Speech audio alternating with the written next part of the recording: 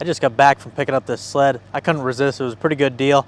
My wife ain't got a chance of keeping up now, you know, with her MXZ 850. Joking. This is a 2019 Polaris Indy 550 fan cooled. Now, it's actually a pretty decent sled. I mean, this thing is clean. It was in the guy's garage. I was looking at it, you know, it can be cleaned up a little better, but overall it's clean. There's no scratches, no cracks, no dents, nothing. Beautiful looking track on it. I mean, really, it's a nice track. It's got some studs in it. Not too many, just the right amount so you don't spin out. I've drove some of the older 550s, nothing this new. This is actually a pretty nice looking sled in my opinion, but it is a 550 fan cooled.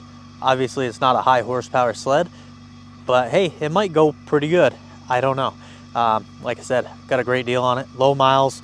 Let's unload it and check it out a little more. I am gonna have to go through this one. This one has been sitting, I don't know if it's been 2 years or a year or what. I'm not sure. The guy did tell me everything about it, but it was, I was running late. I really didn't have time to look this thing over. Like, I was running really late. I had to pick my daughter up from school, and I either bought it or I didn't buy it. It wasn't that far. It was Milan, New Hampshire. Supposed to be an hour, 15 minutes from here in Island Pond, Vermont. However, the roads weren't great. I mean, this truck goes great. I got studded winter tires, but everybody else was driving super slow, so. I gotta fix these ramps one of these days. They work okay for the little bit of time I spent on them.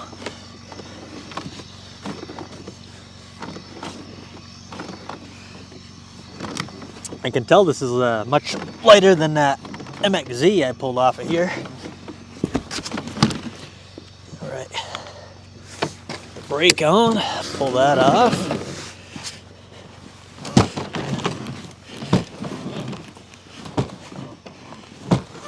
There we go.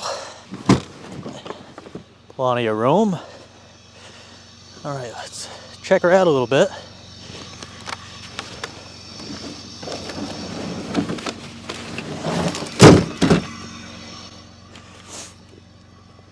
As I said, 2019. This is what I mean. It can be cleaned up a little bit.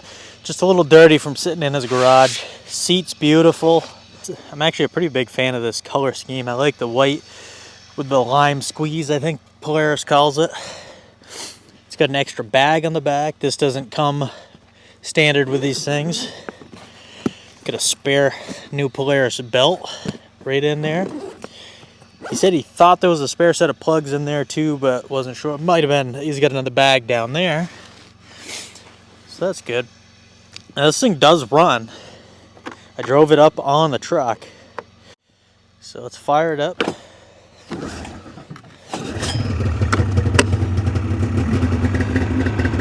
So it does run, and it seems to run pretty decent.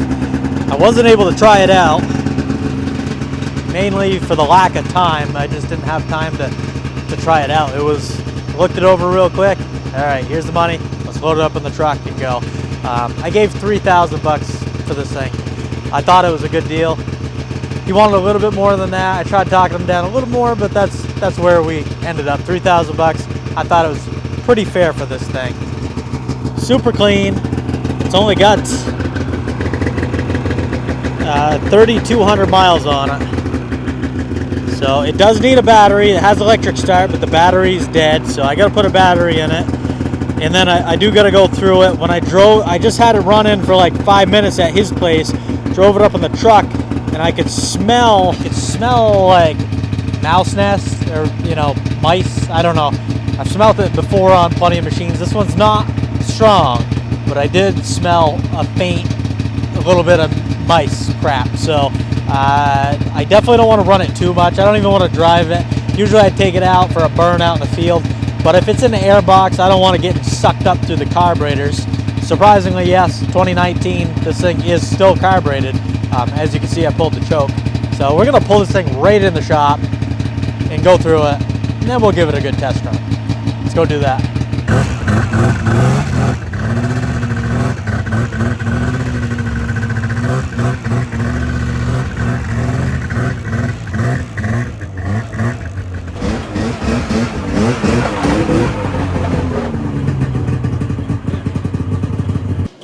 All right, let's go ahead and get the snow off this thing.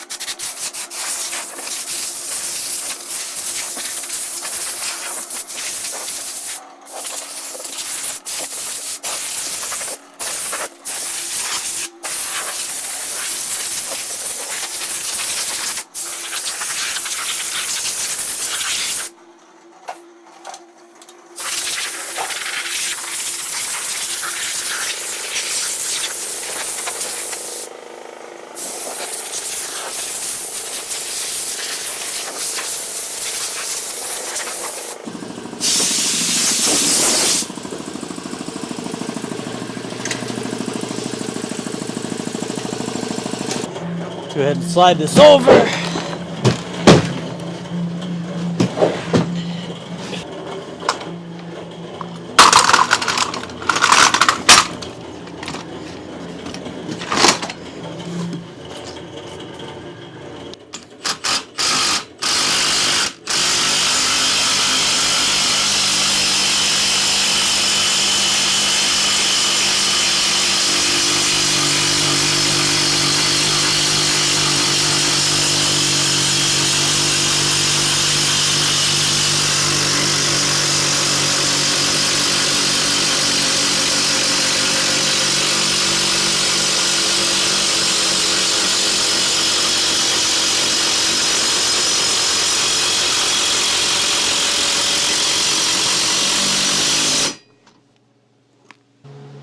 All right, now we're up in the air. I know the electric start doesn't work. Told us just needs a battery. I hope that's the case, but you never know. So we're gonna start by pulling these side panels off here. I like the way Polaris designed this because you can pull this panel off. Sometimes these bottom clips are a little harder. The new Matrix are easier to pull, but it's a toolless setup. Yeah, maybe we need one.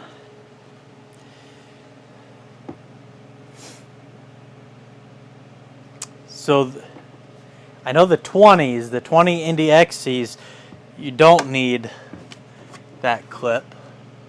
Oh, this does require some tools to pull this. So, okay, so I was wrong about the 2019, or 2019 this. Anyways, the 2020 Indy XC, I know you can pull this whole panel off. Actually, even the Pro Ride, right? The Pro Wire. 2015. So maybe it's just because this is a value chassis, but it does require a couple of tools. Yeah, on the other ones, you just pull some fasteners like this, and that's it. Just a couple of pins, basically.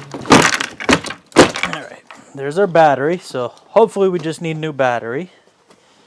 Never know. So we're learning together here what this requires to pull off. Looks like a couple of these push pins.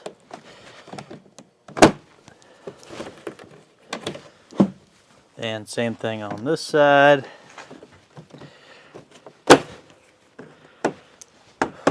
Last registration ends 430. And if we come up here, you can see there's a couple of Torx bits,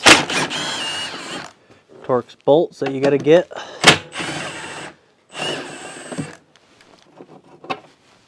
Yeah, I mean, if that's all we got to do, it's not horrible, but it's just the Indy XC was just so easy. I thought this was going to be the same way. So it looks like we're ready to come off. We just have to disconnect the speedo cable, or the wiring harness here that connects the speedometer, the key switch, all that good stuff. That is right there. All right, we disconnected that. All right, let's just check this thing out. Like I said, fan cooled, so you got all the shrouds over here. Might as well check the condition of the plugs while we're in here. My big thing is I wanted to see if there was any nests hanging around in here.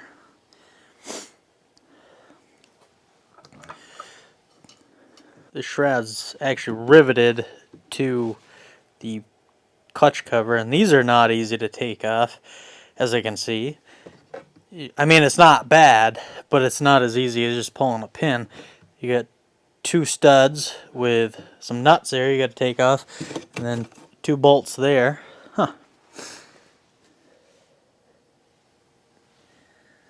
Yeah, This thing is, it looks pretty clean though overall. Like I said, I want to check the plugs. She's been doing a little idling for me. I haven't opened this thing up at all, so I don't know.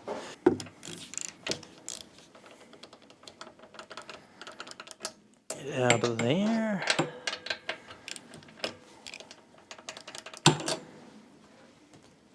It's always good when you buy something used to just look it over a little bit before you get to hammer on it. It definitely looks pretty pretty flooded, so we're going to take that out. And I should have a new set of plugs. What do we got in here? BR9ES. Yeah. We'll definitely replace those.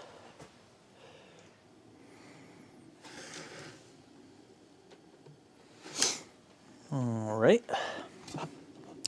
So air box. Clean from what I can see so far. Doesn't mean anything. Pull these little, we don't want to break the tabs, but pull those. One clip, two clip.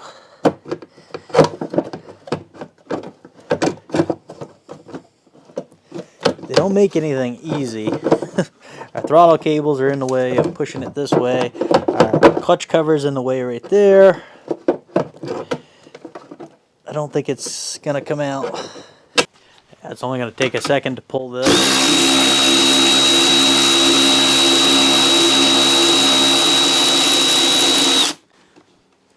One.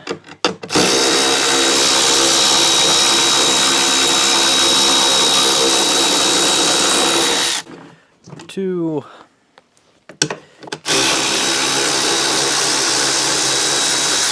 Three.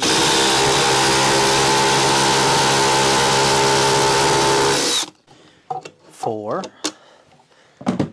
There's that. And I just have to disconnect the voltage regulator. There. This can just slide up.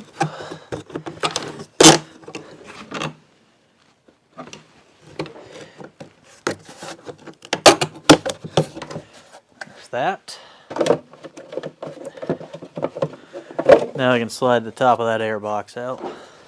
Alright, and then we got to pull this insert. Just a few screws here.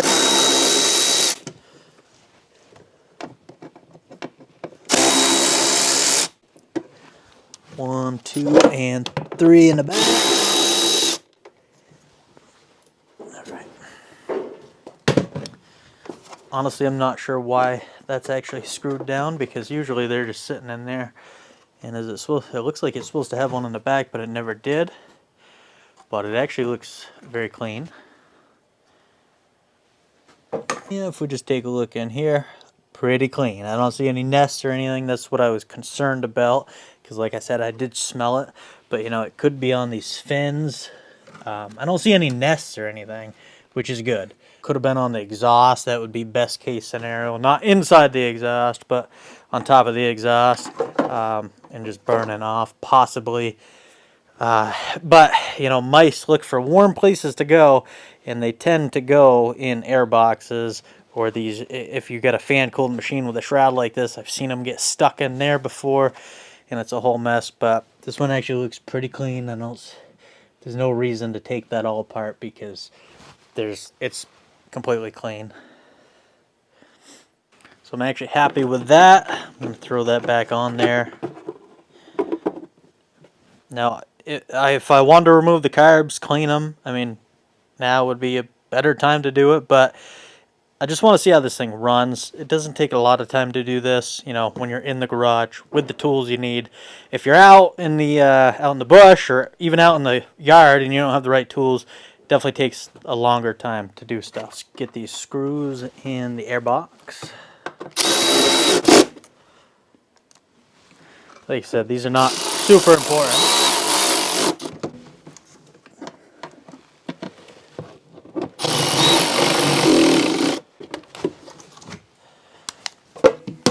As the lid actually holds it down.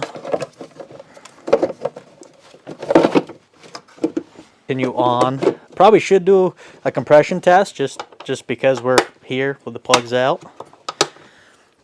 Now you always want to make sure you hook your vents back up.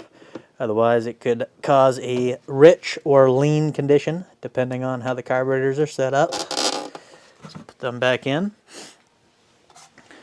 This can go back up here. Now back to the electric start. Sometimes the Bendix will get stuck. This one looks like it's moving nice and free. I can pull it out by hand. Working good. The ring gear all looks pretty decent, so that's a plus. Belt looks to be in pretty decent shape.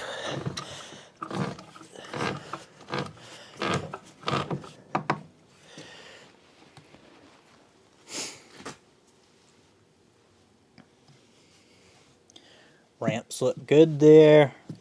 Looks pretty solid.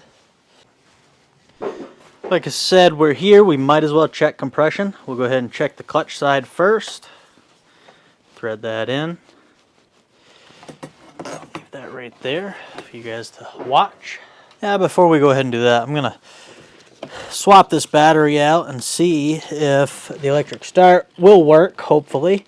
I was planning on fixing it anyways because if I sell this thing, it's got to have electric start working. Everybody likes electric start, especially younger riders, and these 550s usually are aimed towards younger riders or beginners, beginning riders that are looking for something that's not so powerful and, you know, lightweight, easy to drive.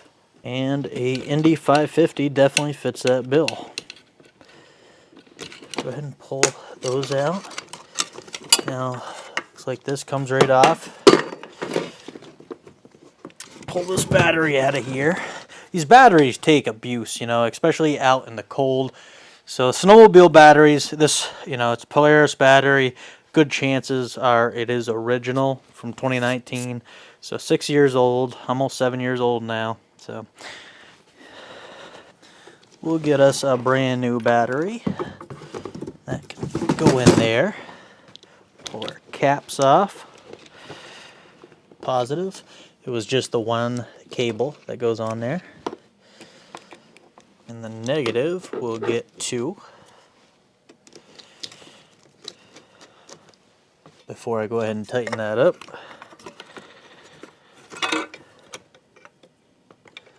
Yeah, it doesn't look like it would have been in the way, but better be safe than sorry. Now I can't try the electric start without the hood on, so I'm going to put the hood on. I don't want to risk blowing anything electronic wise, so we're going to hook the voltage regulator back up.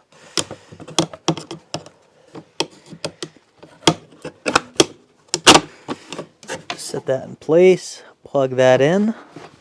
Now this hood, I don't need to actually put it on, I just need to set it here and plug in the harness. Just like so. Alright. Shut the kill switch off. We're going to hope for the best. Turn the key on and twist it. Beautiful. Okay, so we have the gauge hooked up still. Right here. Probably gained some compression. So I'm going to bleed that out. And I'm going to go full throttle and crank her over. Should be plenty. I can't see what it's at. I don't know exactly what this machine goes for. I could look it up, but I'm guessing at least 120, and you want them pretty consistent, both cylinders. This looks to be around 130 psi, so that should be good. It's a 550 fan cooled. They're not high compression numbers on these fan cooled engines. So now we'll do the mag side, magneto side. Screw that in.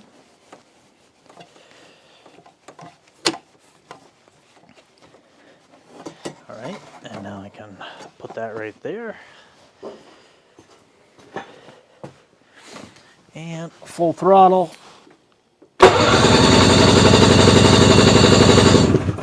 Let it go. And right on the money, 130 psi as well. So we should be good there.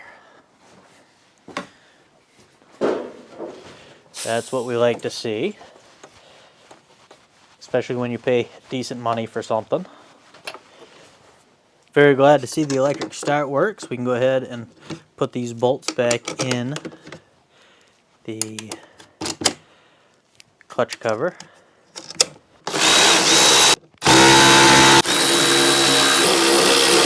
Like I said, I'll do a service on the clutches, but I just want to take this thing for a spin to see how it goes first. I didn't dare with the smell, but now I feel more confident that it's not in the airbox, it's not in the fins here. Fins wouldn't be too bad other than could catch fire. The exhaust could too, but I don't see anything. I think it was just probably a little bit of stuff, nothing to worry about from what I can see. Now we'll just throw a new set of plugs in.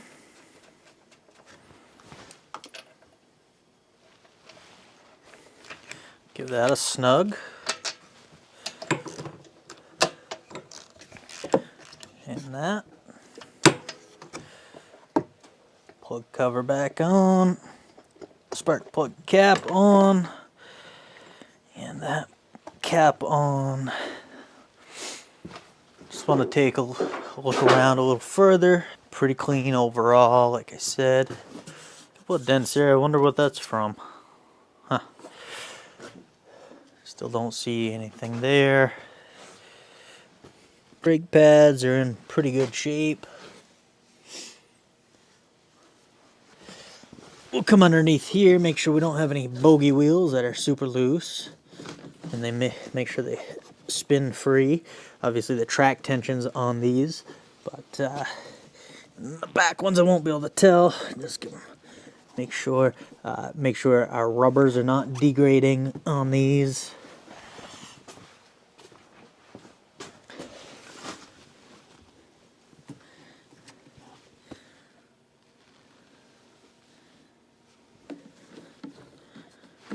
Everything feels pretty good. Like I said, 3,000 miles, not bad.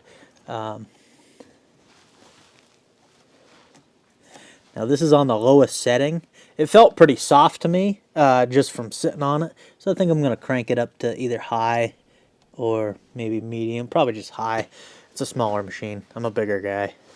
So as you can see, this is on the tension spring. And it just so happens to be a 13/16. It's just like a spark plug, nice and easy to do. As you can see, the spring's right here. If we move it to there, it's going to be higher up into the plastic. So we'll just, boom, right there. Next one's a little lower. That would be medium. It actually says it right there, medium. But we're going to crank it up to high.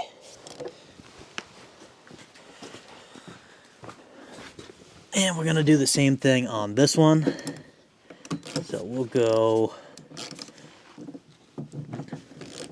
right to high. That should help a little bit. All right, I'm going to throw this back together. Like I said, I'm genuinely curious to see how this goes. I've had a couple 550s in the past. An older one that was just rode really rough. Then I had a decent one. I mean, definitely older. It was like 04, 03, but it was like a super sport. Had pretty decent suspension for what it was, and you know, it had a pretty decent lug on the track, and it had decent power. So I can only assume that this would go pretty good. I don't know. We'll find out. Goes into place. That's sitting there.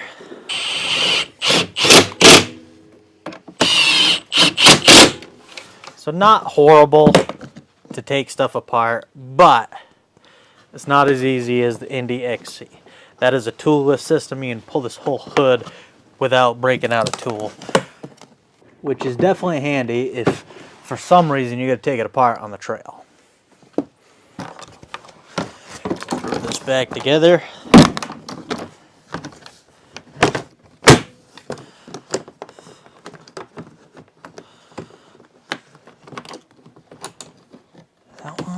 That one. Oh, almost forgot that. See, like the bottom of this, a little dirty.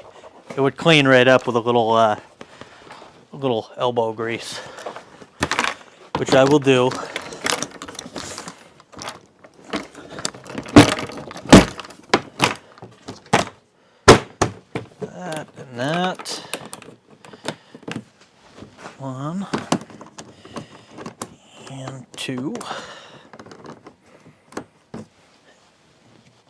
And the strap.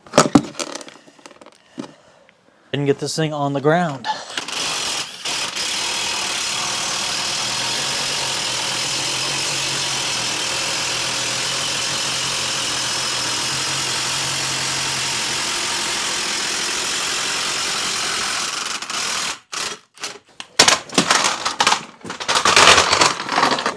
Nice, let's fire it up, get it out of here.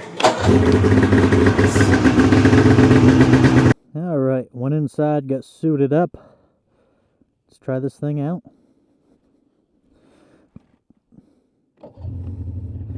That's a lot nicer than pulling. It doesn't pull bad, but still. So we do have a heated visor plug right there, which is nice. Actually, I might go grab my thing so I can use that.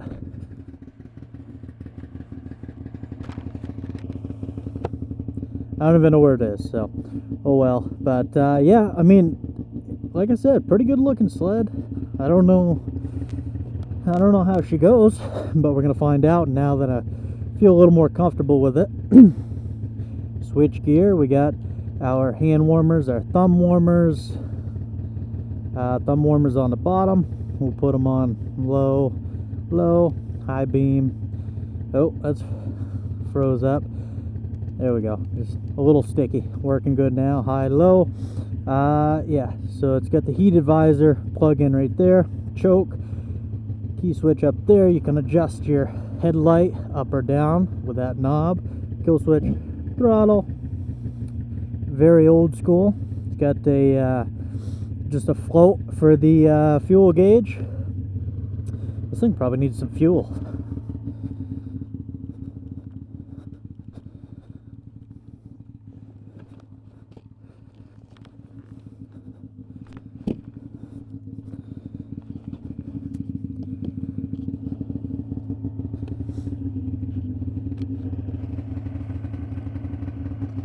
That's how the gauge works. Float goes up, gas works like that. Pretty simple, very cheap to replace if you have to replace it.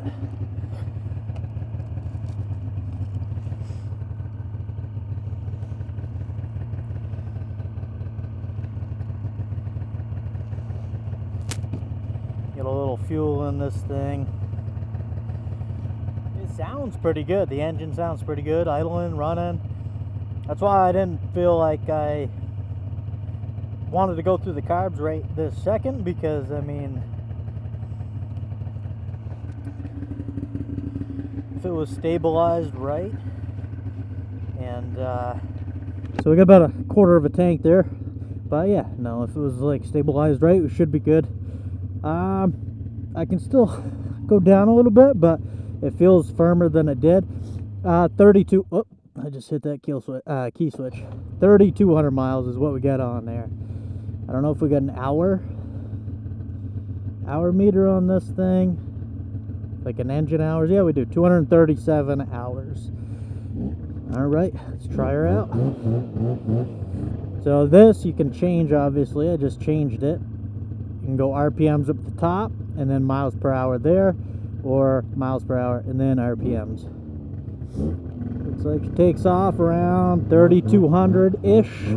Somewhere in that area. Oh, it actually feels pretty decent. This is a low horsepower sled. I don't know the specs right off the top of my head. I want to say 65 horsepower, but I didn't actually look it up right before this ride, so I don't know 100%. Oh yeah, she feels pretty strong, honestly, for a 550 fan cooled. We got a little more snow than we had when I took out my Skidoo, so that's going to hold us back a little bit too, for sure. But it doesn't feel bad. As you can see, we're piling the snow up a little bit. We get a little bit now. It's getting there. It's getting better every day. But yeah, let's see how she does on like a trail situation. One thing that's good about these 550s, I might have already mentioned it, but it's a fan-cooled engine. You can leave this thing idling all day long. I shouldn't say that because somebody will, and it'll blow up for whatever reason, but a liquid-cooled two-stroke engine, or even the four-strokes, you can't leave them idling. They don't have, most of them. Some of the utility rigs do have fans to regulate your temperature, your coolant temperature, but most of them do not. They actually cool down. If you're a sled person, you know this, but I get it a lot because a lot of people watch my ATV videos and they're like, what do you mean it doesn't cool down? There's a water pump circulating the coolant, but there's nothing to cool it down like a radiator in the front of the machine. They get cooled off by a heat exchanger, or I don't know, I think that's what you'd call it. The snow gets thrown up through the track, and that's what cools it down. Now, if you're just sitting there idling, there's nothing to cool that down, so you're going to overheat. A lot of the newer machines will shut off before they overheat, but the older ones don't. I mean, I had a customer last year bring me a Indy Edge, Polaris Edge 600 that he didn't know. He just left it idling all day long. Not all day long, but like an hour and a half or something while I went inside. Didn't think nothing of it. Came back out, that thing was blown up. It got so hot. Anyways, we don't have to worry about that on the fan-cooled one. So this is good for kids because, you know, if you're pulling something, you just leave it idling. Who cares? It's not going to overheat. It shouldn't. I mean, there's a fan, so there is always the chance the belt would break connected to the fan, but most likely it's not gonna. So, you know, I don't know. We gotta open this thing up. This one is studded. It's actually grabbing quite nice right there. Super light steering. Very light. Handlebars almost seem kind of narrow, like they're this way, but yeah, it's all right.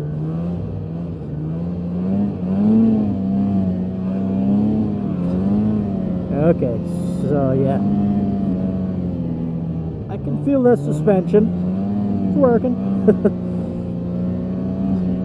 Ooh, yeah, way better than anything, all the older machines. I think there's a little profit to be made on this thing. You know, like I said, I paid $3,000. The time it went to get it, bring it home.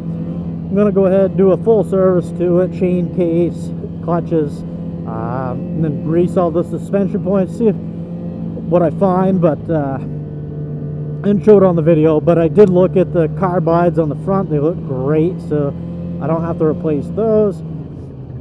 I don't think this is a machine I'm going to keep. I think it's, you know, something I can sell. This will make somebody a nice machine, for sure. 3,000 miles. These 550s are pretty tough. I've had a few, like I said.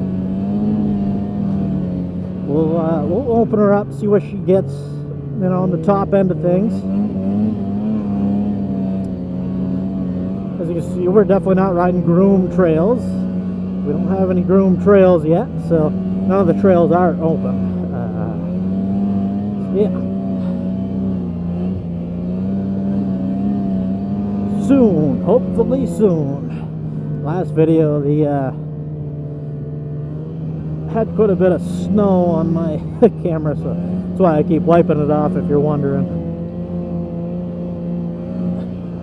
But I wouldn't, you know, I wouldn't turn your nose up to a 550 fan if you can get a good deal on it, because I mean, it's got decent power.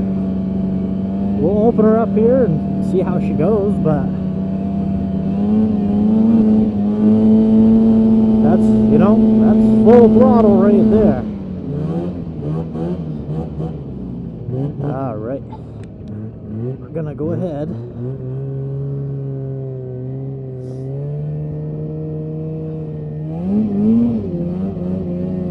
Not too bad.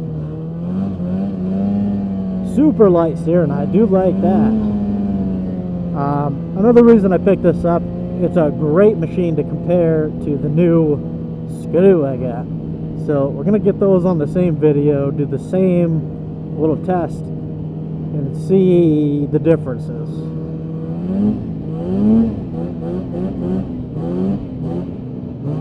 It sounds just like the old 550s I'm used to riding. Probably the same basic engine, and we're talking, like I said, 04. Probably haven't changed anything. Maybe they changed some stuff. I'm sure EPA's got to them, and they probably had to clean up the engine a little bit, but that's probably mostly exhaust, clutching, who knows, the carburation, you know, the carburetor. Does have 2 carburetors on it.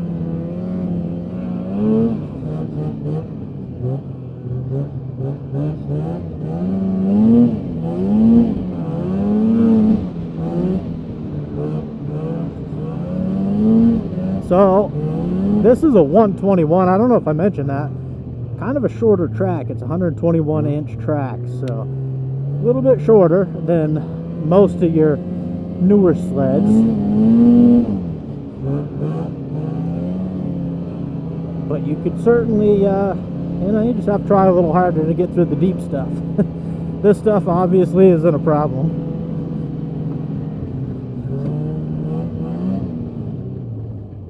Brakes feel nice. So I don't think I actually mentioned it, but this has what they call, I don't know what Polaris calls it. Is it RER? That's Skidoo, I think. Doesn't say. It's electronic reverse though. You push the button. What it does is it spins the engine backwards. If you're not used to sleds, 2-strokes, you're going to be like, what? Spins the engine backwards? That's exactly what it does. Now you're in reverse. I'll show you. I'll show you if you're not used to it, because the first time you ever see it, you kind of, your mind's blown. So I'm going to push that button. It's going to come to a stop. Oh. What happened here? So we started it up. You see the clutch is spinning this way, how it should, counterclockwise. We hit the yellow button. It comes to a stop and it spins backwards now. And I'll give it a little throttle to show, in case you can't see it there. It's going to spin the clutch backwards here. They got some magic going on in there. Almost every 2-stroke sled nowadays is going to act like that for reverse. It saves them from adding a heavy gearbox.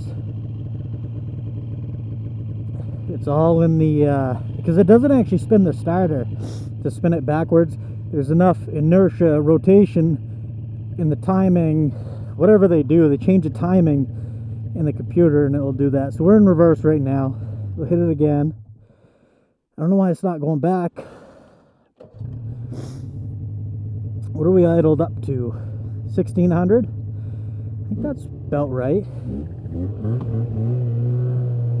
We just looked at the compression. The compression is good. So sometimes if you have a trouble on snow machines that have this type of reverse and it won't go into reverse, it does throw a little red flag to me, because a low compression engine will have a hard time starting up in reverse. This one seems to go to reverse no problem, but getting back to forward it's not. So it could be just a little bit of an adjustment, maybe an idle adjustment, maybe even this throttle, who knows. I'll have to look into it, but yeah, anyways. But yeah, these carbides, like I said, they grip. We're on the plowed road here, and they definitely grip.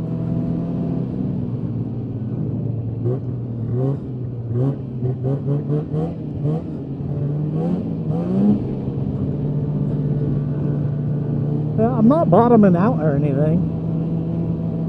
Probably should have tried it on soft, but I don't think, it just felt way too soft. That's why I bumped it up to hard.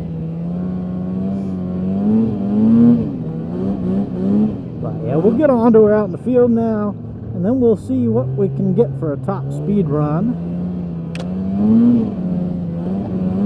All right.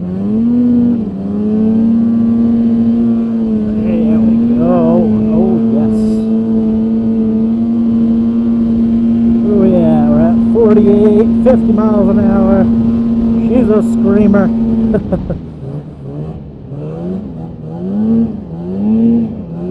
Definitely got a lot of powder right here. Don't want to hit the bank. Or that one. See what we can get coming back. What are we running for RPMs anyways? 6,900 RPMs or so. So it's actually kind of low RPMs for a two-stroke engine anyways. We're not even hitting 7,000. Just want to make sure that lens is clear so you guys can see what I'm doing. A little steep, a little deeper here, but still not horrible. We're getting to the belly pan, and you can see the 121 is still going fine, I think. As we come to a stop, this is when you're going to have problems, but there's not that much snow here yet, so this thing just chugs along. We're getting pulled though. We'll come up here, see what we can do. Oh yeah.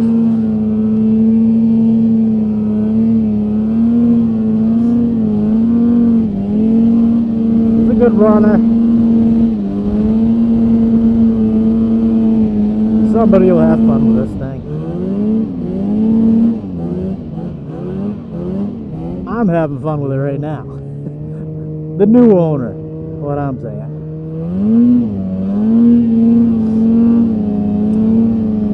Now when you're comparing this thing to a high horsepower sled, my wife's 850, you don't hold that thing wide open for very long.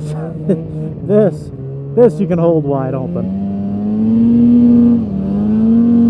But as far as I know, there's no temperature gauge on here. There'll be a hot light if she gets hot or anything, but yeah, we'll do a top speed run out in the field, out in the hard pack.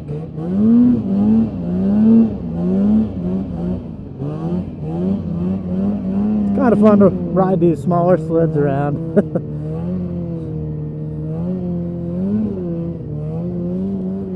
Get up there. Come on, girl. There we go.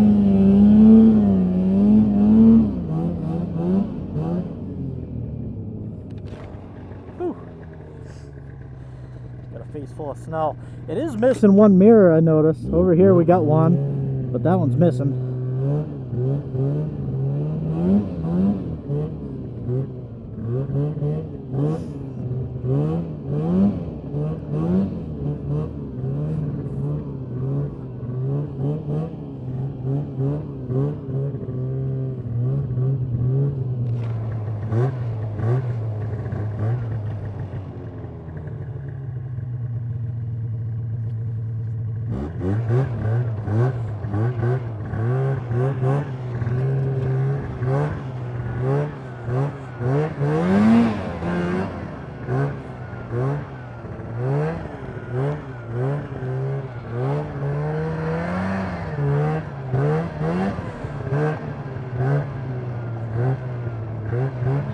About that.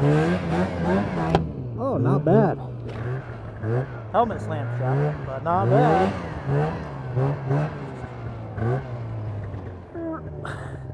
Forget, better check the fire. Oh yeah, we're doing good. We're doing good.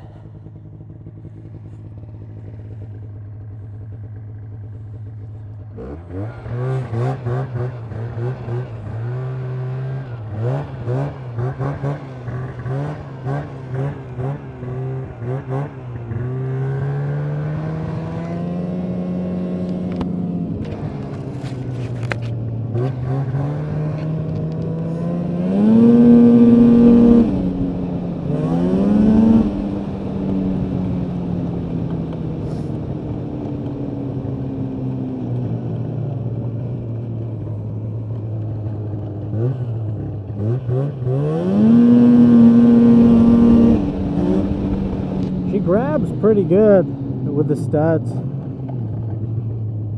Even though it's not a lot of studs and it's a short track, it still grabs pretty decent. A little bit of spinach, but not bad.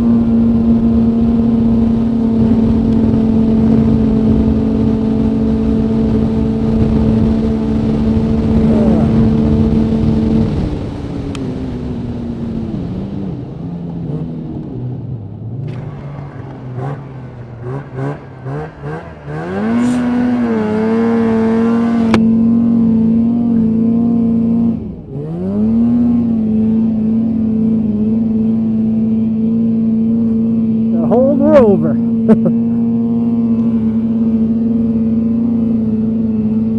All right. Well,